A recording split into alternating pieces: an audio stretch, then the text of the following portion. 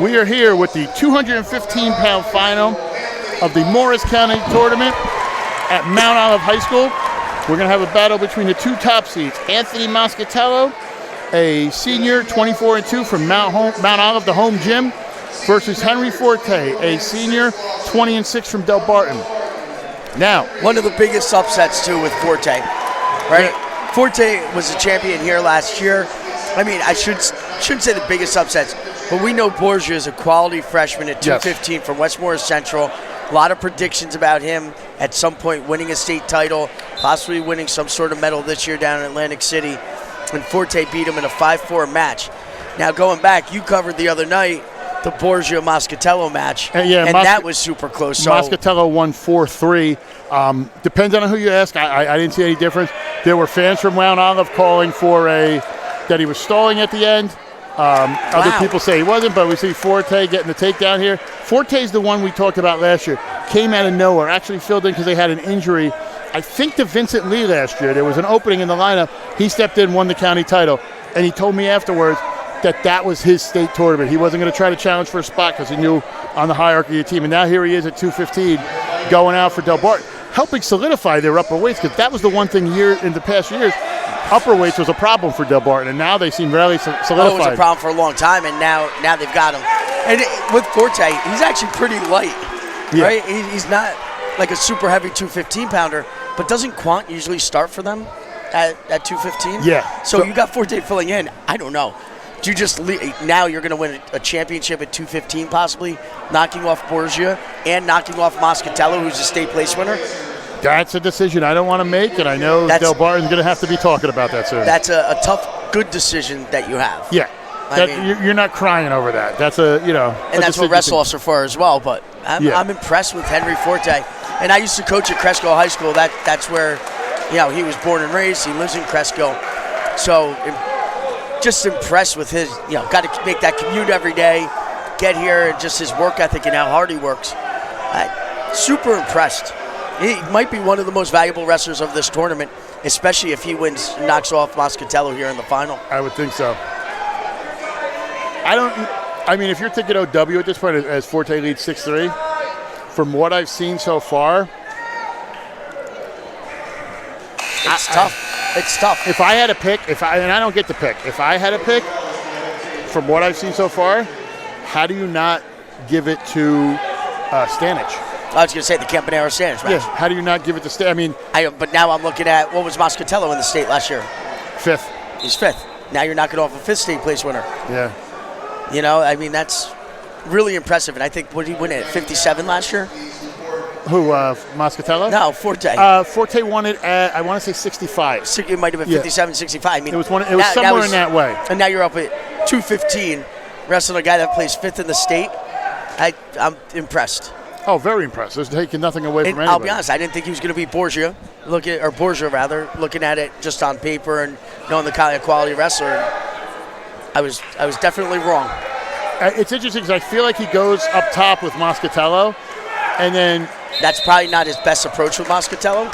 But I think he confuses Moscatello, because if you look at it, he'll go up top, and Moscatello will kind of like shrug back a little bit and leave his legs exposed, so Forte slided out. So it's almost like he leads his setup to a level. Yeah, he does it like this. He'll go up top, and Moscatello's looking for a throw or something, and Forte just slides down and grabs the leg. He came out to an early lead, which was definitely going to help. We got just over a minute left here in the second period. And he's only up 6-4 right now, but he's still got the lead. If Moscatello gets a takedown here, we're talking about a different match going into the third. Well, tied, but I believe choice goes to Forte. But that's what I'm saying. You're not out of it.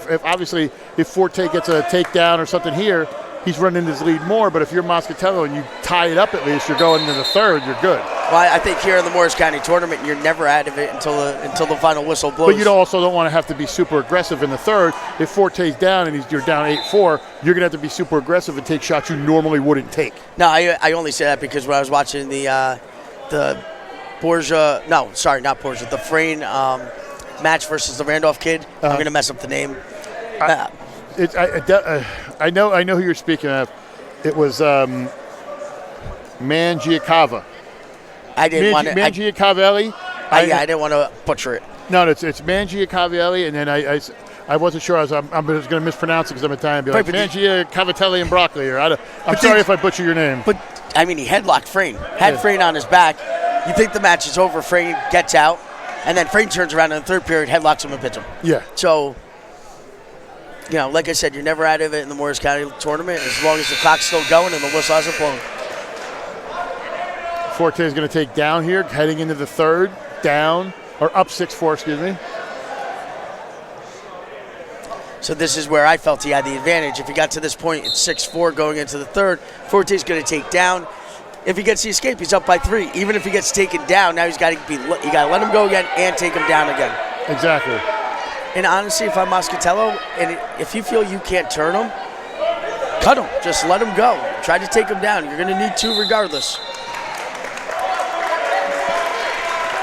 Also giving some credit to Anthony Moscatello. He's a Princeton commit. So next year he'll be wrestling for the Princeton program. And I think if I remember correctly, I might be wrong, Forte's going to Penn. It's either Penn or Duke. It might be Duke. I'm sorry. I think it's Duke. But impressive because he's never been a full-time starter for Delbarton. And yet this is somebody in their room that can really push a lot of guys to make them really awesome. So here it goes. It's 7-4. You're at 1:20. Getting 2 takedowns isn't going to be the easiest thing when you have high-caliber wrestlers like this. You're going to hope you can get a takedown and try to get a turn here if you can, if you're Moscatello. Because I honestly don't think you're getting 2 in the minute. That's and 10 probably going to seconds. be your best approach. And a lot of times when you're in the top on position, it's hard to turn your opponent. But when you take them from their feet to their back, you can take them from their feet and then go right to their back. It makes it a little bit easier. He's got the leg hook there.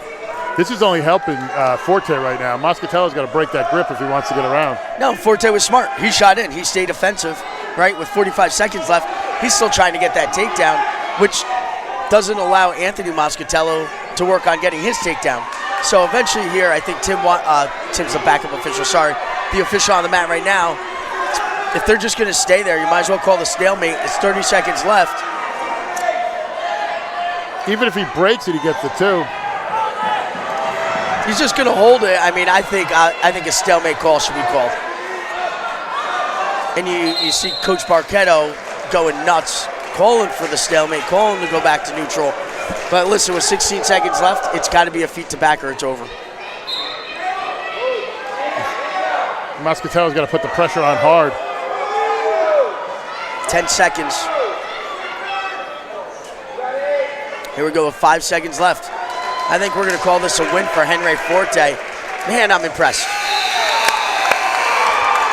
And a rare display of emotion by Forte. I've always told you he's like that cool under pressure type kid. So for him to be super happy and win it, you know that they coached well and they did well. But speaking of doing things well, let's head over to our man James Clarke, who's got our champion at 215 with Henry Forte. Thank you. All right, everybody, thank you so much. I'm here with the 215-pound MCT champion here, Henry Forte from Delbarton, who beat a really good and quality wrestler of Anthony Moscatello from Mount Olive by a score of 7-4. Henry, congratulations to you, man. Talk about it. You beat a returning state medalist. How are you feeling right now? I'm feeling like I'm just here to prove myself, and I think I did that today. Last year, I won this tournament, but I still had a lot to prove. I came in here as the 2nd seed, first being the 10 seed last year, and I beat a really good kid, and I feel good about it. And that's awesome because you have to feel good about it because when you beat a good kid like Moscatello, that's amazing there. So that's awesome right there. And just talk a little bit about it, like going into the Moscatello match. You said you were the 2nd seed and Moscatello was the number 1 seed. Yeah. So just talk about that. In your mind, did seeds not matter to you when you went into this tournament today? In my mind, I felt like I was going to lose every match. I mean, I have a lot of anxiety, and I feel extremely nervous for every match, and I pretty much put myself down to a point where I figure I'm going to lose in the next match every single time. So it's kind of been a thing where I've been growing for the past 10 years of trying to battle this anxiety, and I'm still struggling, but I somehow got through it today.